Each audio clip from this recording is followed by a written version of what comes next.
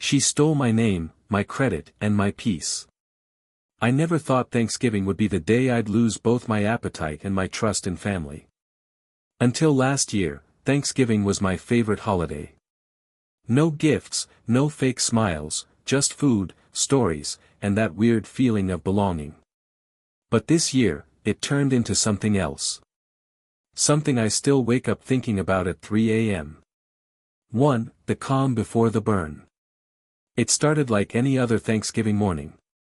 The smell of roasted turkey and rosemary filled the small apartment I'd finally managed to rent after years of jumping between roommates and couch cushions. I had music playing low, Frank Sinatra, because that's what Mom used to play when we were kids.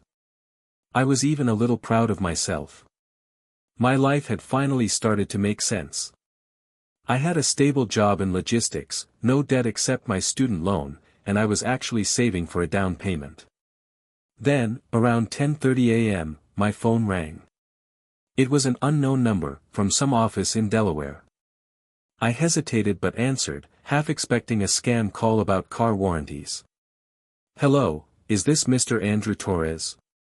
"Yes, speaking. This is Sarah from Blue Horizon Financial. We're calling regarding your loan balance of $30,000, overdue for its first payment cycle." I laughed. "Sorry, you've got the wrong guy. I don't have any loans." She paused. "Sir, this loan was opened under your name and social security number last month." My stomach tightened. There must be a mistake. She read off my full address. Then my date of birth. Everything matched. I didn't sign anything. I said, panic slipping into my voice. "Can you tell me who processed it?" She hesitated again. "Sir, the co-applicant listed is Maria Torres."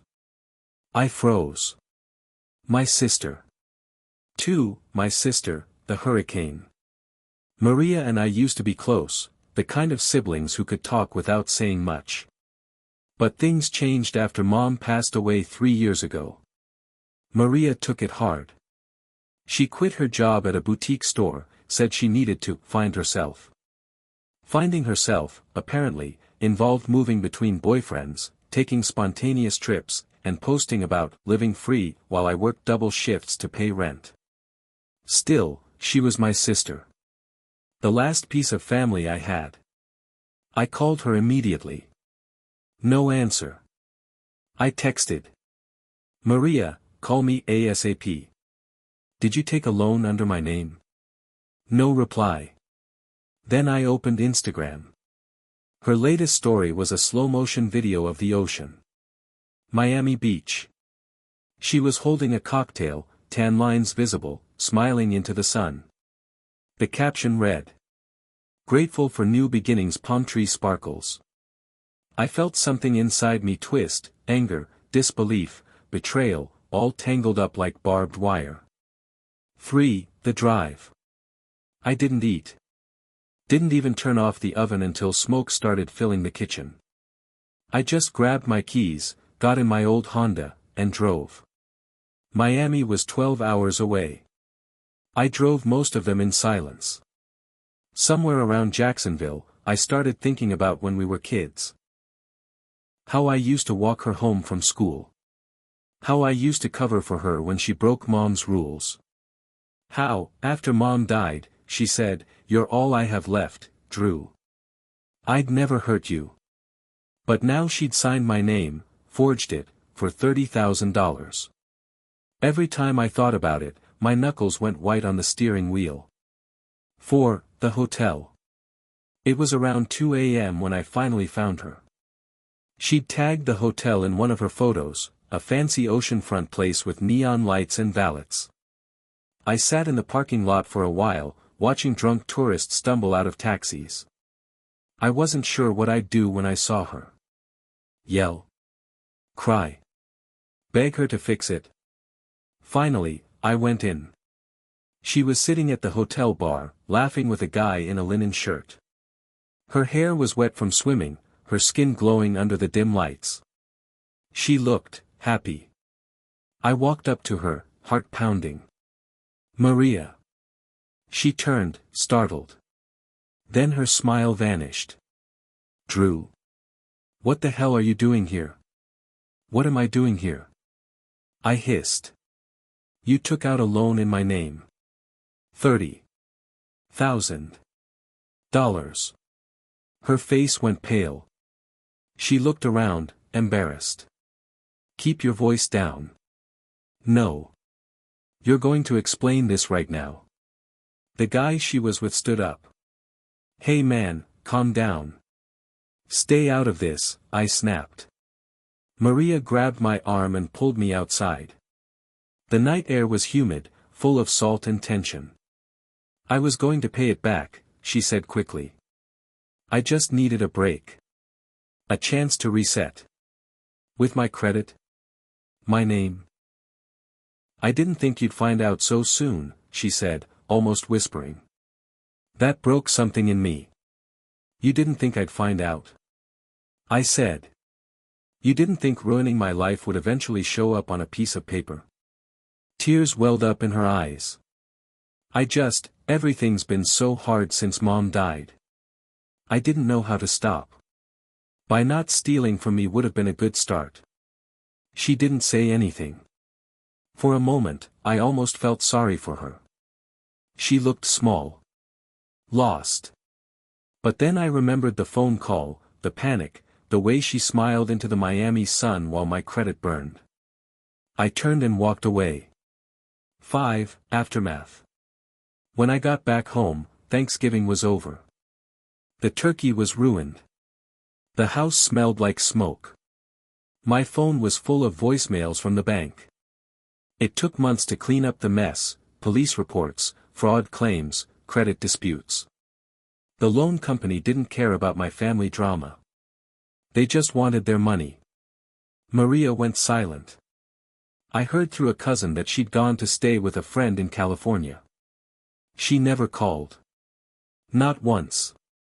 And me? I started therapy. Because it turns out, forgiveness isn't just something you give, it's something you have to survive. I wish I could say we reconciled, that she came back and apologized, that the damage was repaired. But the truth is, some stories don't end neatly. 6. The next Thanksgiving. A year later, I sat at the same table, alone again. The oven worked this time. The turkey came out perfect. I poured a glass of wine, turned on Sinatra, and tried to be grateful, not for what I lost, but for what I learned. Halfway through dinner, my phone buzzed. A message from an unknown number. Hey, it's me. I'm sorry. For everything. I stared at it for a long time. My thumb hovered over reply. Then I turned the phone face down and looked at the candlelight flickering across the table. For the first time, I realized. Forgiveness doesn't always mean letting someone back in. Sometimes, it just means finally closing the door. And that was the first Thanksgiving where I didn't say grace out loud. But quietly, inside, I whispered. Thank you, for the lesson. The Thanksgiving Debt, Part 2, What Forgiveness Costs. It's strange how life goes quiet after chaos. A year passed since Maria took out that loan in my name. I thought I'd buried the whole thing, the anger, the betrayal, the grief that came from realizing blood doesn't always mean loyalty. But grief has a way of hiding in the walls, waiting for silence to creep back in before it starts whispering again. This Thanksgiving, I didn't cook. I didn't play Sinatra. I didn't even take the day off work. I stayed late at the warehouse, pretending I had things to finish. The truth was, I couldn't stand the thought of being home with all that quiet again. But that text. Hey, it's me. I'm sorry. For everything. I never answered it. Not then. Not for almost a year. 1. The message. 3 days before Thanksgiving, I got another text. Please, Drew. Just talk to me. I need help. It was from the same number. My first instinct was to ignore it. My therapist had told me that boundaries are a form of self-respect. But curiosity, or maybe something softer, older, got the better of me. What kind of help? I replied. Her answer came fast. I'm in trouble. I could almost hear her voice when I read it, trembling, desperate, like when she was a kid calling me after she'd failed a test. 2. The call. When I called her, she sounded different. Older. Broken. Drew, she whispered. I know I don't deserve your help, but I'm scared. She told me she was living in California now.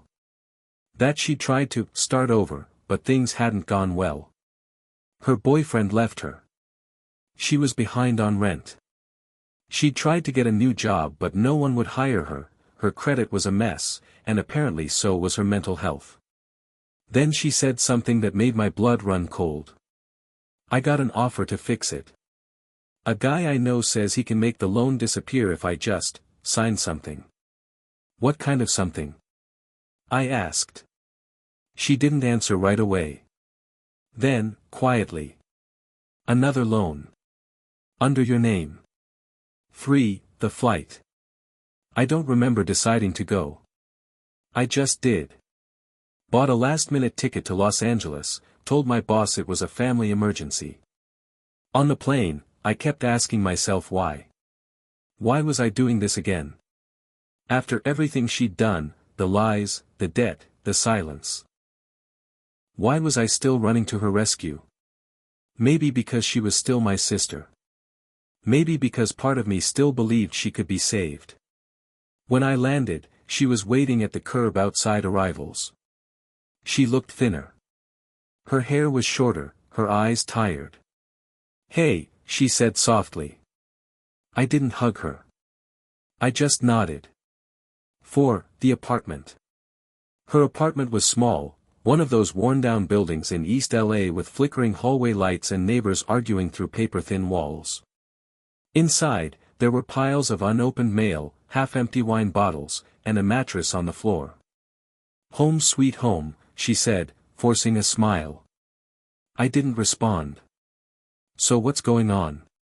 I asked. She sat down, picked at her nails. The guy I mentioned, he said he could restructure the loan, but he needs another signature. Yours. He said it's just paperwork. I laughed bitterly. You mean fraud? Again.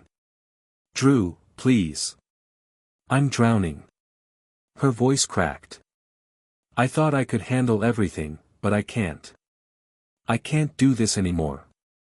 There was a long silence. Then she looked at me and said, You're all I have. I wanted to yell at her. To tell her she'd said that before, right before she destroyed everything I had built. But the tears in her eyes stopped me. 5. The stranger. That guy she mentioned showed up that night. Slick suit, fake smile. Called himself Eric. He carried a briefcase and talked fast, all confidence and empty words. Look, man, he said, flipping through papers, this is just a temporary measure. We consolidate your debt, lower interest rates, and you're free within a year. Everyone wins. I stared at him. So you want me to sign another loan to pay off a fake one that shouldn't exist in the first place? He grinned. Exactly. I stood up. Get out. He looked annoyed, gathered his papers. Suit yourself, he said. But she's out of time. When the door closed, Maria sank to the floor and started crying. 6. The breakdown. We argued for hours. About the loan. About Mom. About everything that had led to this. She kept saying she didn't mean to hurt me. That she was just trying to survive. That I couldn't possibly understand what it was like to live with guilt so heavy it made you wish you could disappear. Maybe she was right. I didn't understand. I'd spent so long being angry, I never stopped to think about what it was like to be her. But that didn't make it okay. I can't fix your life for you, I told her. You have to stop running. You have to face it.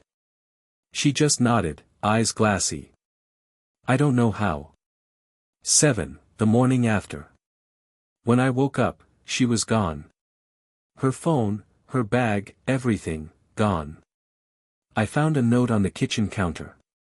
Just 3 words. I'm so sorry. My chest went cold. I called her number, no answer. Called again. Texted. Nothing. Then I noticed the envelope next to the note. Inside was a check, $5,000, made out to me. The memo line read, partial repayment. It didn't make sense. She didn't have that kind of money. Then I remembered the man in the suit. 8. The call. Later that afternoon, the police called. They'd found a car on the Pacific Coast Highway, Maria's. It had gone off the road, down into a ravine. They said it looked like she'd lost control.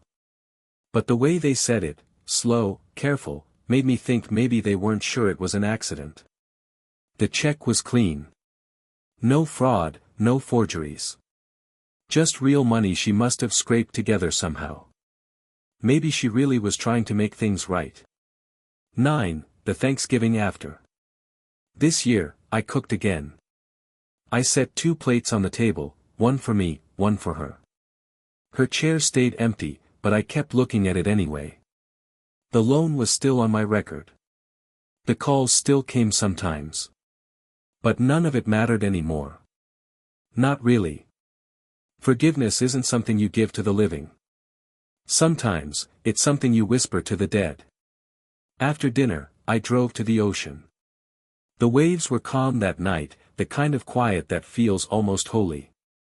I took the check out of my wallet, folded it once, and let it drift into the water. Happy Thanksgiving, Maria, I said softly. You finally paid it back. The paper floated for a few seconds before sinking beneath the waves. And for the first time in 2 years, I felt light enough to breathe again. The Thanksgiving Debt, Part 3, The Truth Left Behind. 2 months after Maria's funeral, I thought everything was finally over. The endless paperwork, the calls from creditors, the slow, choking guilt, it had all gone quiet. But peace has a strange way of feeling like silence before another storm. 1. The envelope. It came on a rainy Tuesday. No return address. Just my name, handwritten, shaky but familiar. Inside was another envelope, smaller, sealed with tape. And a letter. If you're reading this, I'm gone. I didn't want to leave you this way, Drew. I really didn't. But I needed you to know the truth, the whole truth. That loan, it wasn't just about the money. It was about trying to protect you. I sat down. My hands shook. When Mom died, I found out she'd taken a private medical loan in your name. You were still in college. She didn't want you to know. I thought I could fix it, that I could take the debt off you somehow. But I didn't understand what I was doing. I made it worse. I took out another loan, yes, under your name, to cover the first. Then another to cover that. I kept thinking I'd find a way to make it disappear before you noticed. By the time you called me that Thanksgiving, it was already too late. I stopped reading. My chest hurt. All that anger, all those sleepless nights, and the truth was that she'd been trying, in her own reckless, broken way, to protect me. 2. The flash drive. In the smaller envelope was a flash drive. There were only 2 files. One was a scanned copy of a police report, dated 2 days before she died. The other was a video. I opened the report first. It said Maria had gone to the police to file a complaint against a man named Eric Morales, the same financial consultant who tried to get me to sign more papers. She claimed he'd threatened her when she refused to cooperate. The case was pending. My heart started racing. Then I opened the video. 3. The video. The footage was shaky, filmed on her phone. Maria sat on her mattress, eyes swollen from crying. Hey, Drew, she said softly. If you ever see this, it means I didn't make it out. I know I hurt you. I know you'll probably hate me forever, and that's okay. I need you to understand why. She took a breath. I was scared. I thought I could undo everything before it caught up with you. Eric wasn't who he said he was. He wanted me to move money, your money, through his accounts. I said no, and he told me people like him don't take no easily. She looked around, paranoid. I'm trying to disappear. Just for a while. If I can't, at least you'll know it wasn't an accident. The screen went black. 4. The investigation. I took everything, the letter, the flash drive, the report, to the police. They reopened the case. It turned out Eric Morales wasn't even his real name. He was under investigation for money laundering and identity theft, linked to a web of predatory debt repair scams. The night Maria died, witnesses had seen a black SUV parked near the cliff where her car went off the road. No one had ever found the driver. The detectives told me they'd probably never know if it was an accident or something else. But I knew. Deep down, I knew. 5. The truth. Thanksgiving came again. 3 years since that first phone call. I set the table like I always did, 2 plates, 2 glasses, 1 empty chair. But this time, there was something else on the table, the letter she'd written me, folded neatly beside her photo. I poured 2 glasses of wine, raised one in silence, and whispered. You were right, Maria. I didn't understand. But I do now.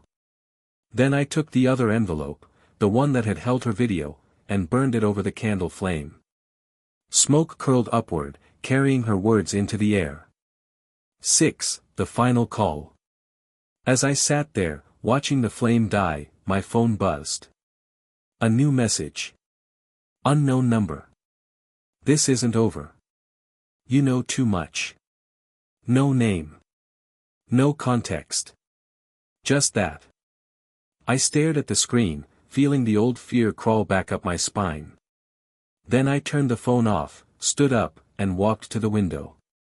Outside, snow had started to fall, soft, silent, endless. And for the first time in years, I realized something. Some debts can never be paid in money.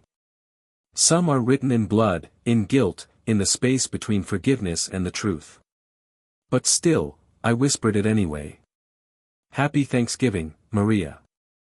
And this time, when I said it, I finally meant it.